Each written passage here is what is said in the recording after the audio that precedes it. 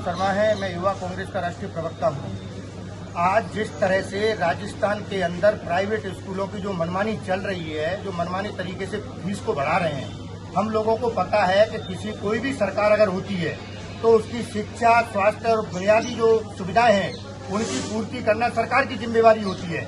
और आज जो क्या है, सरकारी स्कूलों की जो हालात है उसको देखते हुए जब प्राइवेट स्कूल में बच्चा जाता है वहां पर ये मनमाने तरीके से फीस वसूल कर रहे हैं, जिसको कि सरकार चाहे तो लगाम लगा सकती है, लगाम लगाना चाहिए। लेकिन हमने एसडीएम साहब को 15 दिन पहले ज्ञापन दिया था, उस पर कोई कार्रवाई नहीं हुई। आज अगर इस फीस पे मनमानी जो फीस ली जा रही है, अगर उस पर लगाम नहीं लगाई गई तो ये जो छात्रों का आंदोलन है, जो 15 दिन पहले इनको ज्ञापन भी दिया था और आज हम आए हैं, अब आमरण अनशन भी शुरू करना पड़ेगा तो करेंगे।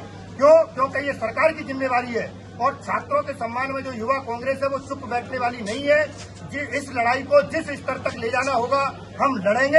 एसडीएम साहब को आज बताना पड़ेगा कि 15 दिन के अंदर उन्होंने क्या कार्रवाई की, क्या उनको नोटिस दिया या उनको बुला करके कोई बातचीत हुई प्राइवेट स्कूलों के जो मालिक हैं, जो आज गरीब का बच्चा सरकारी स्कूल में जा नहीं पा रहा है, सरकार सरकारी स्कूल प्रोवाइड नहीं कर पा रही है, प्राइवेट स्कूल में जा रहा है तो उसके पास फीस नहीं है।